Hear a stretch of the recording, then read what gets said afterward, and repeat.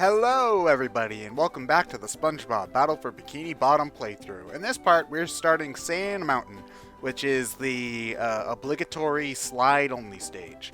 If you love this level, then you'll probably really like SpongeBob the movie game, because that game has like 16 different stages that are basically exactly like this. So, you know, I haven't talked too much about the movie game.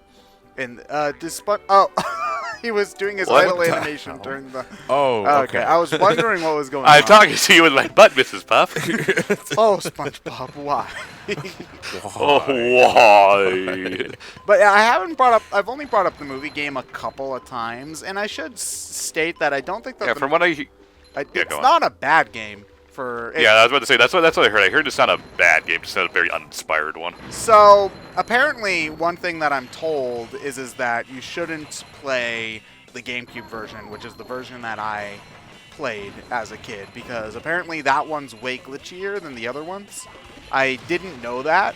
When I was playing the movie game as a kid, the loading times were atrocious, and there were a lot of sequences when I would try to start up a level, and the game would just get hung up on the loading screen, and you'd have to restart your console. Yikes. So apparently that was just the GameCube version, though. Apparently the PS2 and Xbox versions don't have that problem, which is good to hear, I suppose. Very strange. And you made sure that the disc wasn't in bad condition at all. No, right? by that point I was better with my discs, and it's not just a problem that I've had. So it's not the only time that certain console versions of a game have had bugs the others haven't. Like, there's the PS3 versions of Bethesda's RPGs, which are notoriously bad about like freezing after extended play. And then there's one that sticks out to me is the PlayStation 2 version of Legacy of Kain Blood Omen 2, which is a glitchy mess no matter what version you play it on, but it's at its most glitchy on the PS2. Where even Batman Arkham Origins, need we say more? Wait, what version of that is worse about that? All of them. All of them? Oh. Like, I think each version had a different problem. oh man. Oh, that's hilarious. But the glitches aren't really the problem with the movie game, because the movie game, for the most part, is just a more linear version of this, which is fine, and it's got an upgrade system that I actually really like. The big problem for me is that it was clear that they didn't have enough time to make the game that they would have wanted, so there are several stages that are filler, where you're just driving the car from the movie or sliding down a slope like in this game, and they're fine, but they're repetitive, and there's more sliding and driving stages than there are platforming ones. It could be worse. It could be Ultimate 8 with entire doors that were supposed to lead to areas that aren't in the game anymore, and therefore you can't open them. So they didn't take out the door when... Yeah, they didn't take out the door, they just left it inaccessible. And there's also, like... one of the, like, god demon boss things just sort of says she's going to go after someone and then doesn't because they couldn't finish that plot line. So it just leaves you hanging. Wow. Okay. Was 8 the one that was isometric, or was it? Yeah, it was the isometric one. The first one. The first one they made under EA. Okay. Oh man. The exploding treasure chests and all. That's. You see, of course it would be the first one under EA that ends up being a trash fire. Is 9 considered worse, or 8? 9 is worse from a story standpoint, but I will defend it on a mechanical level. It is definitely better than 8. Okay. It's still a mess. I mean, I tried killing an enemy in that game with my bow and arrow, and the arrows stay in the body when you fire them. This guy looked like a friggin' hedgehog by the time I was done with him. It's still got 1 hit point left. Come at me. Okay, Lord of the Rings Boromir has nothing on this goddamn orc, okay? There were so many arrows sticking out of every part of this monster's body, and he was still alive. Hey, think about it this way. If you have enough arrows stuck inside of you, there's not enough body parts left for more arrows to do damage to you. All right, and that's how, and then at that point you're basically invincible. Insert picture of that one guy with the finger on his forehead. Okay, you see that pathway with all the spikes coming out in different places would make a little more sense if there were holes in the ground for the spikes to come out of. Yeah, probably. Well, the holes are covered in sand. Good point. Thankfully, they come out in a predictable pattern, and they start far away, so that's not that like you're getting blindsided by them like it's a Sonic Advance game. By the time I realized that there was more than one place for the spikes to come out, you were already on top of them, so... Yeah, but that was also like my 15th try through that level.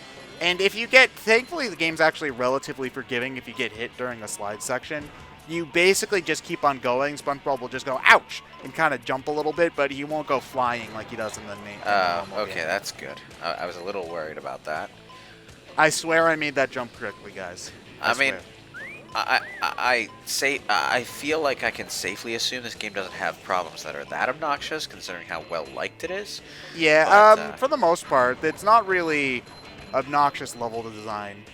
That's ever really the problem. It's more stuff is just kind of wonky. Like the thing that I think is probably most hated in this game is the rolling ballroom that I skipped in the Murmur, and that's more just it being that wonky. One mission. Yeah, it's more just the kind of stuff you expect from a 2000s platformer, where it's just like stuff just doesn't always work the way it should. You know, it's unfortunately one of the most common things about games from this era and a little bit before.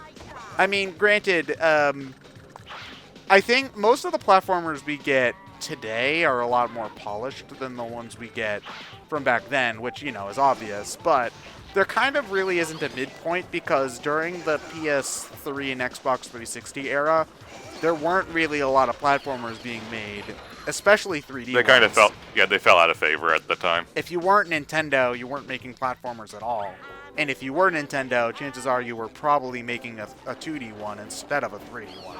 Because another new Mario game that's not so new at this point. Yeah, but it wasn't just Mario. Donkey Kong, well, Kirby never went 3D. Rayman, that's not really Nintendo, but you know, most indie platformers at that point, most indie studios weren't really ready to jump into making 3D platformers, you know, stuff like that. We're really only just now getting back to the point where 3D platformers are cool again. So about time. I'll say that. Like, game design runs in cycles, where everything has its time to feel old and obsolete to everybody, so people stop making them, and then everything just has a resurgence. Getting back into horror games now too, horror games that are actually horror games and not just action games with horror aesthetics.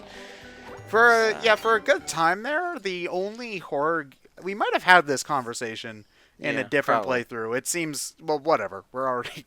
The only horror game... I can't remember a lot of major horror games being released for a good couple of years, aside from, like, a Resident Evil and a bunch of indie stuff. Amnesia is popular.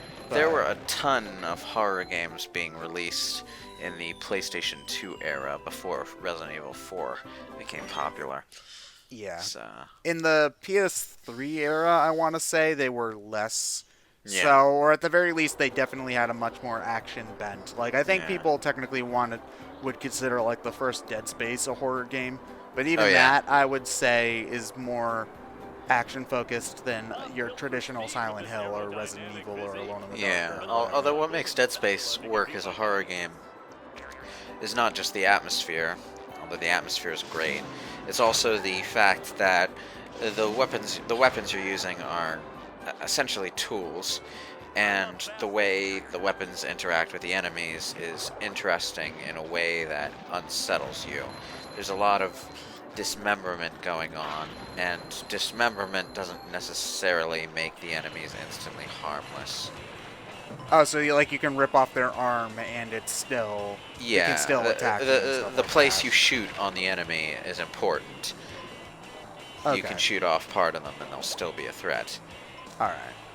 That's a game I think I might like.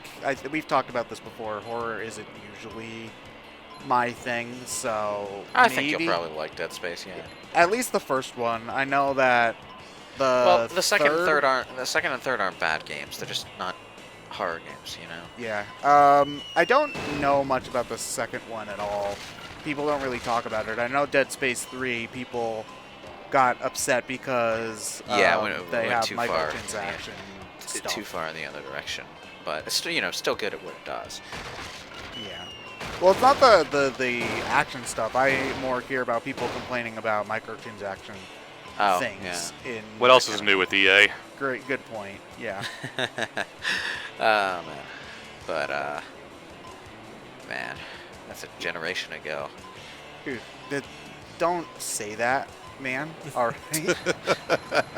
Do not remind me of my mortality. The fact that people are starting to consider the Wii a retro console is bizarre to me.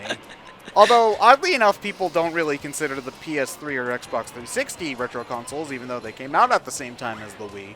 But whatever. Well, because the Wii, the problem is the Wii only played standard def. That's true, Yeah, but it's just So as it- old so it as doesn't- those other things. I've never- The thing is, Wii games look older because they're not HD. I've never heard anyone seriously call the Wii a retro console. I've heard it used ironically to describe the system, though.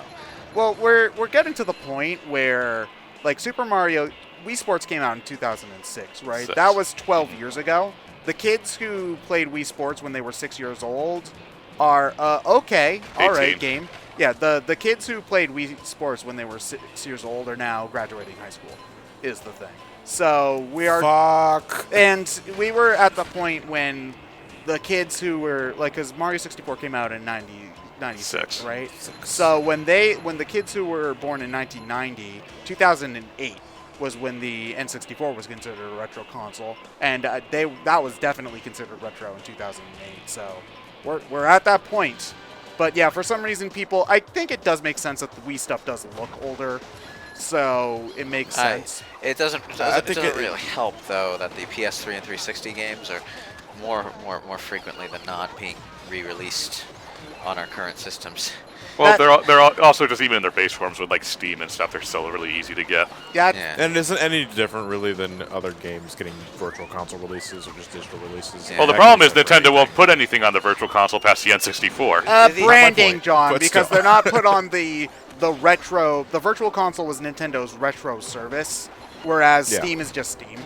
So I will say this though: if you're into collecting games, now's your chance to buy Xbox 360 and PS3 games for cheap. Because if you wait 5 more years, then those are gonna bump up in price because they'll definitely be considered retro by then. So if you want to buy a bunch of good games for like $10 each, go to your local GameStop and dig through the bargain bin. Like now. Because Wii games are already jumping up in price. DS games are already jumping up in price. So Well, some Wii games already kept their price, like Radiant Dawn and crap. yeah, that's true. That's true. But Let's see, what was I thinking? You were thinking that PCs were your favorite retro console. The other thing about PS3 and 360 games, though, is that quite often they didn't perform at their maximum even on that hardware. So they kind of feel when they're ported over to the new systems, they kind of feel like they belong there. If that makes any sense, like The Last there of is Us, often for example. there is often a frame rate jump whenever you do see some of the remasters. Yeah, on they the kind newer of hardware. end up feeling like they were made for that system rather than the one before.